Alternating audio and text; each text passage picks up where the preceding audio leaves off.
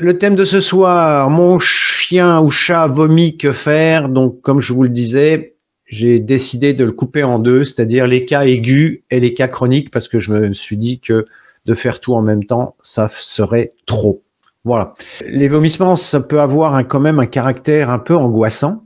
Et l'idée, ce soir, c'est de vous aiguiller en vous disant, voilà, il y a des cas où il faut s'inquiéter, des cas où il faut pas s'inquiéter. Et puis, nous, ce qui nous intéressera essentiellement, c'est plutôt l'aspect chronique, l'aigu. Vous savez que quand on est dans le cadre de l'urgence, ça relève plutôt du vétérinaire. Donc, on emmène son chien chez le vétérinaire, on discute après.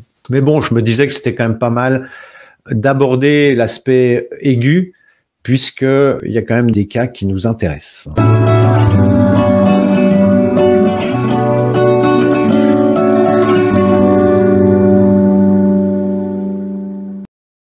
On va commencer déjà par le point de vue de la médecine chinoise.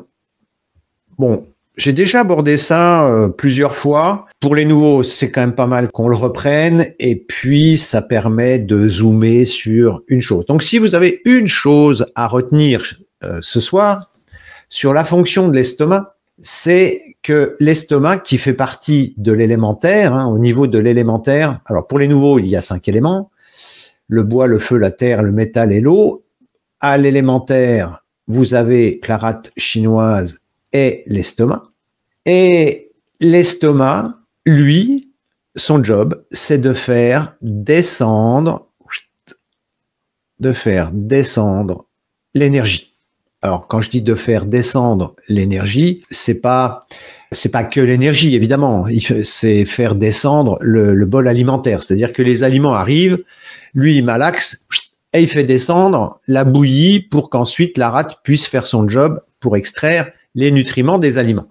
Donc, le job de l'estomac, dans des conditions normales, c'est 100% descendre de l'énergie. Sauf qu'à certains moments, et ça on en avait parlé notamment quand on avait parlé du TAN ou des... Je crois qu'on avait évoqué aussi le fait de trop manger. Donc, quand vous avez des stagnations d'aliments dans l'estomac, eh bien, il arrive un moment où si c'est trop important, vous avez un phénomène mécanique où l'estomac se dit non, j'en peux plus, il faut que ça remonte. Alors, les gens qui se font vomir, vous savez, vous avez des boulimiques qui se font vomir. Donc ça, de se faire vomir, ça blesse l'estomac, c'est à faire avec modération.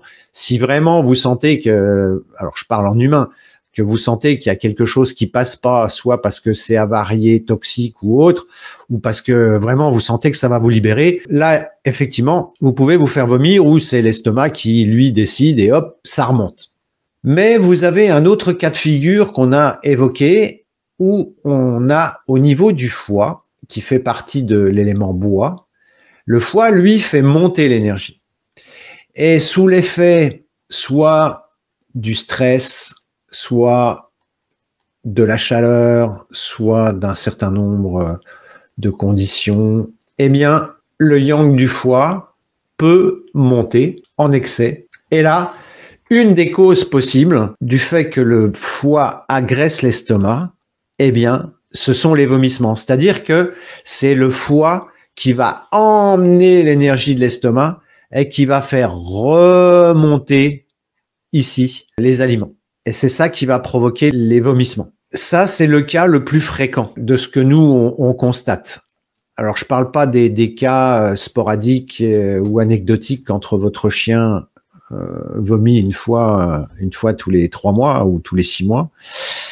Mais quand les vomissements deviennent chroniques, en général, on est dans cette configuration-là. C'est pour ça qu'on en reparlera la prochaine fois. Voilà, donc ce qu'il faut se souvenir, c'est que ici, vous voyez, j'ai fait un petit tableau, enfin un petit diagramme pour montrer que l'énergie du foie, le yang du foie, est supérieur au yin. Donc le yin ne contrôle plus le yang, et c'est là où le yang pousse et il emmène l'énergie, il emmène l'estomac. Je vous avais fait une vidéo sur les mouvements de montée et descente. Et bien là, c'est le foie qui fait monter l'estomac. Si vous avez une chose à retenir, c'est que l'estomac fait descendre l'énergie, que le foie fait monter l'énergie, et que quand vous avez quelque chose qui remonte alors que ça devrait descendre, très très souvent c'est lié au foie qui emmène cette énergie. Voilà. Si vous avez retenu ça ce soir, c'est déjà pas mal. Alors, les raisons possibles de vomissement aigu chez le chien et le chat. Est-ce que vous voyez tout? Je vais réduire. J'espère que vous arriverez à lire. De toute façon, je vais commenter. Hop. Donc, on est bien d'accord que nous sommes dans les cas aigus.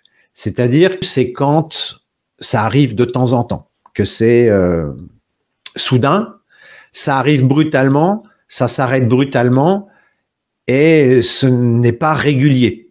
Alors, les quatre premières, j'ai mis corps étranger avalé. Donc là, bon bah là, on est sur de la mécanique pure. Donc forcément, là, ça suppose d'aller voir le vétérinaire. L'insolation. Donc ça peut provoquer aussi des vomissements. Hein, c'est ce que je vous disais tout à l'heure. La chaleur fait monter l'énergie au niveau du bois. Et puis en plus, comme elle a fait transpirer, elle a asséché, donc elle a lésé le yin. Donc vous avez un différentiel yin-yang qui s'aggrave. Et là, le yang monte. Donc vous pouvez avoir des vomissements. Mais comme il y a eu déshydratation, donc c'est un cas de figure où il est préférable aussi d'agir dans un premier temps pour mettre le chien au frais, de le rafraîchir, etc. Et ensuite, vous foncez chez le vétérinaire. Torsion de l'estomac, ça c'est quelque chose qui touche plutôt les grands chiens. Alors là, ce qui caractérise la torsion de l'estomac, c'est qu'on est sur des vomissements, mais infructueux, c'est-à-dire qu'il n'y a rien qui sort. Ça, c'est vraiment une des caractéristiques de la torsion de l'estomac. Ça arrive plutôt aux grands chiens. Donc ça, c'est aussi une raison de foncer chez son vétérinaire. Là, il faut pas se poser de questions parce que le temps est compté. Ça peut être fatal. Et puis, vous avez les intoxications avec les produits divers et variés. Un des grands produits qui intoxique les chiens et dont ils s'en friandent, c'est le lave-glace. Hein, on le rappelle jamais assez. Moi, j'en ai dans mon garage, mais bon, j'ai plus de chiens pour l'instant. Mais c'est des produits, si on a des animaux, et notamment des chiens, il y a des produits qu'il est préférable d'avoir en hauteur, parce que le lave-glace, les chiens en raffolent. Ici, je vous ai mis une petite vidéo, c'est la 54, sur drainage du foie, comment choisir les bonnes plantes, c'est-à-dire que si votre chien a fait une intoxication, vous foncez chez le véto, et une fois qu'il est à peu près sur pied, eh bien, vous lui mettez un petit drainage pour éliminer tous ces produits qui ont pu léser les reins et le foie. Alors ici, effet secondaire des médicaments, donc évidemment, je ne l'ai pas noté, mais ça tombe sous le sens, ce sont les médicaments chimiques. Ça arrive quand même assez souvent. Donc quand votre chien prend des médicaments, surtout si c'est un nouveau traitement ou si on est dans le cadre d'interactions médicamenteuses, il peut y avoir des vomissements. Bon, en général, c'est pas grave, mais il vaut mieux s'en préoccuper et aller aussi chez le vétérinaire, si c'est lui qui a prescrit les produits. Donc voilà, donc ça on est sur les cas, je dirais, voilà, où là on est dans le cadre d'une urgence vétérinaire, là on se pose pas de questions, on y va. Alors ensuite, des choses qui peuvent être spectaculaires, épisodiques, mais dont il faut parfois prendre la mesure, c'est si le chien mange trop vite. On peut se dire, ouais d'accord, mon chien mange trop vite. Alors il existe des gamelles anti-gloutons où vous avez des sortes de... Ouais, c'est des sortes de labyrinthes ou de picots où le chien est obligé d'aller farfouiner. Il peut pas manger sa gamelle d'un seul coup. Oui, d'accord, mais ça reste quand même symptomatique. Si le chien mange trop vite, c'est qu'il y a quand même un souci. Alors, soit il a peur parce qu'il a manqué de nourriture, et puis ça peut se réguler avec le temps, une fois qu'il a compris que dans cette maison, il aura à manger à sa faim. Soit il a peur que ça soit d'autres chiens de la meute qui mangent et donc il mange vite pour être sûr d'en avoir. Soit on est sur un problème de ce qu'on appelle l'oralité. Hein. On a vu les systèmes de défense, le système de défense orale qui consiste à se remplir. Et puis le fait de manger, ça peut être trop et trop vite. Ça peut être aussi une façon d'éliminer la chaleur dans l'estomac. Donc si vous êtes face à un glouton, eh bien, il faut quand même vous poser la question, est-ce qu'il y a de la chaleur dans l'estomac? Et ça, j'ai fait une vidéo sur est-ce que votre chien mange de l'herbe. Donc, en général, quand il y a de la chaleur dans l'estomac, il mange de l'herbe. Il y a des problèmes de gencives, il y a des problèmes d'haleine. Éventuellement, les crottes sont plutôt malodorantes. Ça peut même aller jusqu'à de la constipation. Mais surtout, il mange de l'herbe. Donc, s'il mange trop vite et qu'en plus, il mange de l'herbe, il y a fort à parier que ce soit un problème de chaleur dans l'estomac. Donc, il est quand même de bon ton de faire quelque chose. Et chez Animo Tao, c'est le Taoya qu'il convient de mettre en œuvre. Ça, c'est pour rafraîchir l'estomac. Et si c'est le foie qui agresse l'estomac, à ce moment-là, on peut mettre du Tao Wei pour voir en fonction du tableau clinique. Voilà. Ensuite, le cas suivant, boire trop froid. Alors ça, c'est quelque chose qu'il faut éviter. Moi, je sais que mon père mettait l'eau au frigo.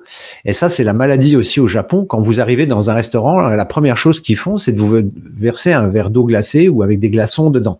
Ça, c'est extrêmement dommageable pour la rate. Alors, c'est préconisé dans certains régimes amaigrissants parce que, effectivement, comme ça lèse le yang de la rate, le fait de boire froid au petit matin, dès que vous vous levez, bah, hop, la rate n'a plus d'énergie et ça va couper l'appétit. Alors, première chose, ça peut couper l'appétit. En général, ça donne plutôt de la diarrhée ou des selles molles. Et parfois, ça peut provoquer des vomissements. Donc, si vous avez un animal, essayez d'éviter qu'il ne boive trop froid. Alors bon, quand on est en promenade et puis que les flaques sont gelées ou...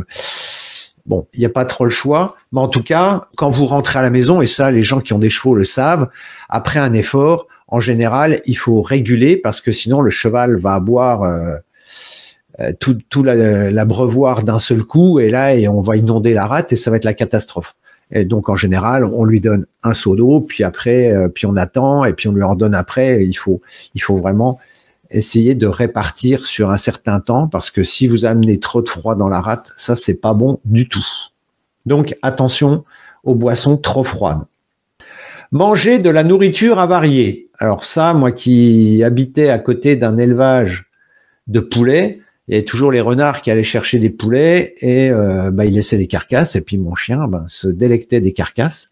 Alors, ça peut être nourriture avariée. Là-dedans, on pourrait mettre aussi, à quoi je pensais, les crottes de poules et de canards, de volailles ou les crottes de chat. En général, les chiens raffolent des crottes de chat et ça fait un peu le même effet que la nourriture avariée, outre la laine un peu de cow-boy. Donc ça, ici, nourriture avariée, un petit peu de taofu, ça permet de drainer le système digestif en douceur. Ça, c'est plutôt pas mal. Donc, il n'est pas nécessaire d'en donner pendant 6 mois, pendant quelques jours, et puis une fois que vous sentez que tout est rentré dans l'ordre, ça suffit. Le changement de nourriture, ça, c'est quelque chose qu'il faut faire en douceur, qu'il faut faire progressivement. Les chiens vivent très mal le changement de nourriture. Ça peut induire des stagnations d'aliments. Et ça se passe souvent quand les gens passent au barf ou passent du barf aux croquettes. Donc ça, j'en parle dans ma vidéo sur le barf. Vous irez voir. Donc, si vous faites une transition en matière de nourriture, le faire en douceur, le faire doucement, sinon ça peut créer des turbulences au niveau digestif. Alors ici, si vous voyez que ce changement de nourriture est mal vécu, vous pouvez aussi mettre du taofu, ça marche aussi. Ensuite, ce qui peut provoquer des vomissements, ce sont les intolérances alimentaires. Maintenant, ça commence à se savoir que les céréales sont plutôt mal vécues par les chiens et les chats. Donc en général, même si on met du riz, il faut l'archi-cuire pour que ça soit le plus digeste possible. Donc, si vous achetez des croquettes, veillez à ce qu'il n'y ait pas de céréales dedans. Ça, j'en ai parlé aussi dans l'alimentation. Le problème, c'est qu'après, qu'est-ce qu'on met en termes de ballast? Ce que j'entends par ballast, c'est qu'est-ce qui va remplir l'estomac sans avoir d'effet toxique. Donc, il y a la pomme de terre, on avait parlé de la patate douce. Bon. Le problème de l'alimentation, c'est un sujet épineux où j'ai pas véritablement de réponse toute faite et encore moins de réponse idéale, donc je m'attarde pas trop là-dessus. La surabondance alimentaire, bah oui, parce que l'estomac n'en peut plus, c'est aussi la maladie du siècle. Alors ça, c'est un truc, je posterai des photos sur Insta, où les Japonais ayant de moins en moins d'enfants, vous les voyez avec leurs animaux dans des landaux. Donc, ils ont des chiens dans des landaux. Alors, évidemment, tous les chiens sont habillés. J'ai vu un border collie avec un jean, quand même. Et puis, donc, ils promènent leurs chiens dans des landaux. Donc, les chiens sont habillés, etc., etc. Donc, j'imagine que au niveau nourriture, ça doit être aussi open bar. Donc, surabondance alimentaire, là, on peut mettre aussi du tofu. Et puis, surtout, réguler, quoi, parce que l'obésité, ça devient aussi un problème chez les animaux. Bon, il y a l'exercice, de toute façon, il n'y a pas de miracle, c'est comme chez les humains. Si vous voulez perdre du poids, c'est de l'exercice et pas trop manger. Ça, il n'y a pas 36 solutions. Donc, c'est pour ça que le problème du ballast, quand on nourrit son animal, c'est une question qui se pose. Et puis, veiller à ne pas entraîner son animal vers l'obésité. Des fois, c'est un peu compliqué. Moi, combien de fois je pétais les plombs parce que les gens donnaient à manger à mon chien, que ça soit à table ou autrement. Non, avant de donner à manger au chien de quelqu'un d'autre, on pose la question si on peut. Et puis, il y a des mauvaises habitudes qu'il est bon de ne pas avoir, quoi. Ensuite, qu'est-ce qu'on a? Les stagnations. Alors, les stagnations d'aliments, ça, c'est peut-être quelque chose qui est le plus ennuyeux et le plus fréquent. Les stagnations d'aliments, ce sont des aliments qui vont stagner au niveau de l'estomac, mais au niveau de toute la tuyauterie. Donc, en général, ça va donner une mauvaise haleine, ça va donner des paix nauséabonds, ça va donner des selles nauséabondes. Et surtout, ça va être une usine à parasites, puisque tout le système digestif est encombré. Donc, j'ai dû en parler mauvaise haleine. Voilà, donc j'en parle dans cette vidéo. Et puis, dans l'autre vidéo, c'est pourquoi mon chien mange de l'herbe. Ça, j'en ai parlé aussi, puisque quand il y a de la chaleur, les stagnations peuvent entraîner de la chaleur, comme vous tondez votre gazon, vous faites un tas de détritus, et puis ça fermente et ça chauffe. Mais au niveau de l'estomac, il peut se passer la même chose. Donc, stagnation d'aliments, c'est pareil. Le tofu est quand même une solution assez magique pour ce genre de problème.